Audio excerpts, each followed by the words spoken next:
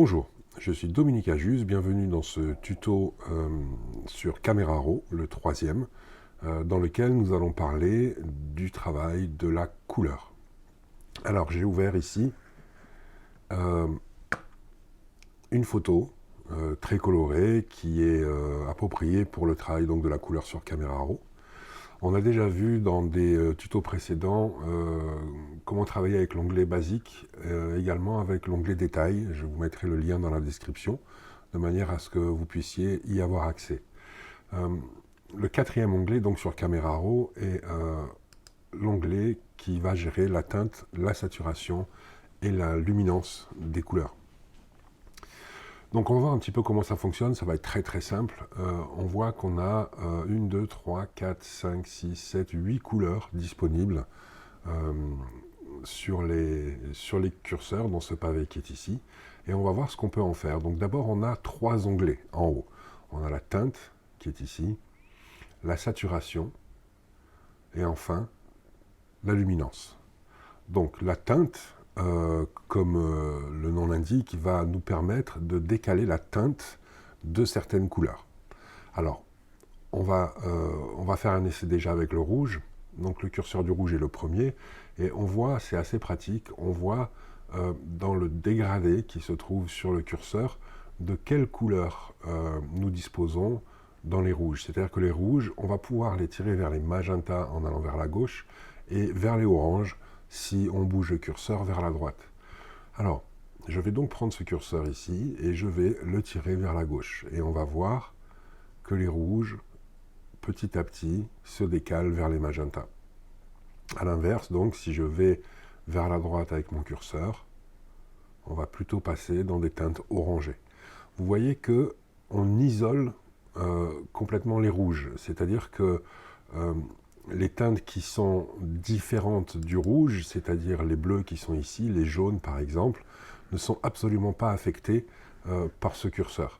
En revanche, les couleurs qui ont du rouge à l'intérieur, donc le rouge bien sûr, mais également les orangés, comme ici par exemple, vont eux être affectés par le curseur des rouges. Alors, un conseil que je donne toujours, c'est quand on travaille donc avec des curseurs sur les programmes de post-production, c'est toujours d'aller à fond à droite et à fond à gauche, de manière à pouvoir prévisualiser l'amplitude de travail qui nous est donnée pour chaque curseur. Donc, je vois exactement ici l'amplitude de ce curseur et je vais pouvoir choisir ici une valeur qui me convient. Donc par exemple, si je veux avoir des rouges un petit peu plus orangés et lisser un petit peu tous les rouges sur l'image de manière à être plutôt dans les orangés, dans les bruns, je vais aller vers la droite. Et au contraire, si je veux que les rouges soient plus magenta, on va dire, à ce moment-là, je vais tirer vers la gauche.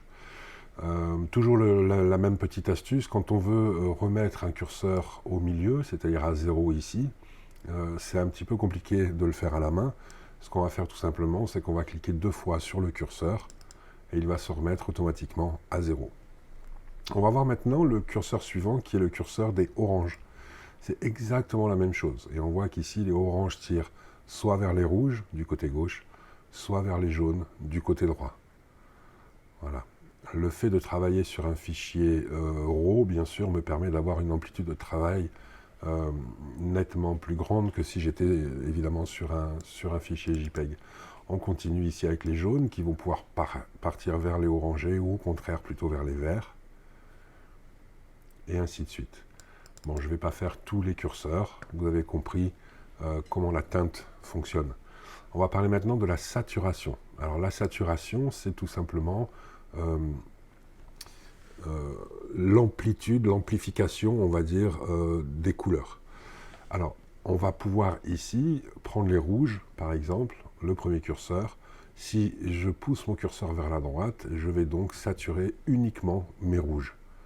Et on voit bien sur l'image que les zones qui sont rouges uniquement sont beaucoup plus affectées que les zones orangées qui comportent également un petit peu de rouge.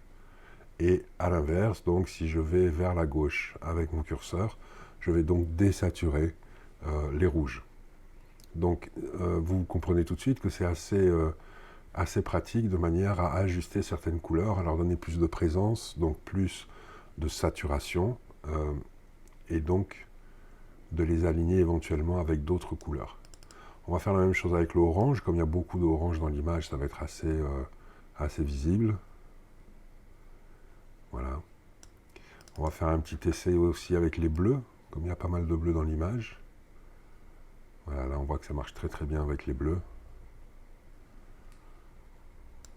Ok. Donc voilà pour la saturation. Et maintenant on va parler de la luminance. La luminance, c'est tout simplement la quantité de lumière que vous ajoutez à votre couleur. On va repartir donc sur les rouges ici. Donc on va baisser la lumière des rouges. Vous allez voir que les rouges vont s'assombrir. Et si j'augmente la luminance sur les rouges vont s'éclaircir. C'est assez simple à comprendre, c'est assez simple à réaliser et c'est très très fin. On va essayer également avec les oranges. On a vu que les oranges, ça fonctionnait très très bien. Donc on va assombrir les oranges et on va les éclaircir. Alors on voit ici, quand on baisse les oranges, qu'on a certaines zones, ici, des surbrillances qui apparaissent. C'est à mon avis tout simplement parce qu'il y a d'autres couleurs dans ces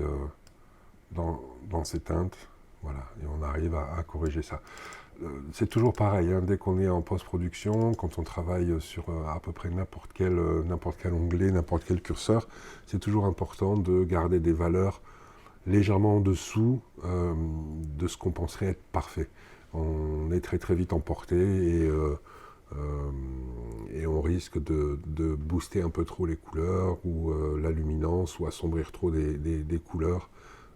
Donc quand vous pensez que vous êtes juste sur une valeur, n'hésitez pas à revenir un tout petit peu en arrière. Vous travaillez sur un fichier RAW, ce sera toujours très très simple de revenir dessus par la suite et de faire quelques rectificatifs finaux. On va faire la même chose avec les bleus. Voilà, on a vu qu'avec les bleus ça marchait très très bien. Voilà, la teinte, la saturation et la luminance.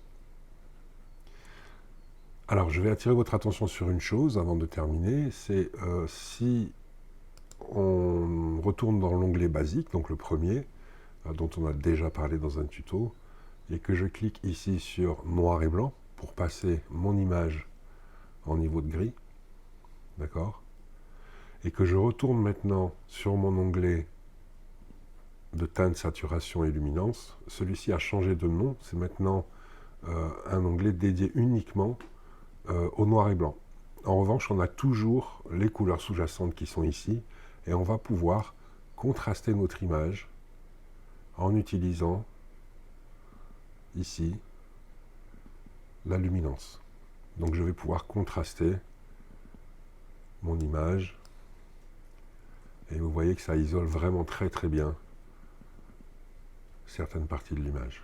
Alors je peux donner par exemple un effet homogène plutôt clair à la plupart des zones.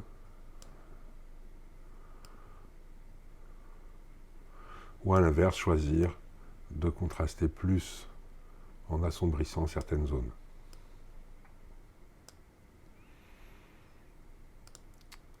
Voilà. Je vous remercie et je vous retrouve dans un prochain tuto.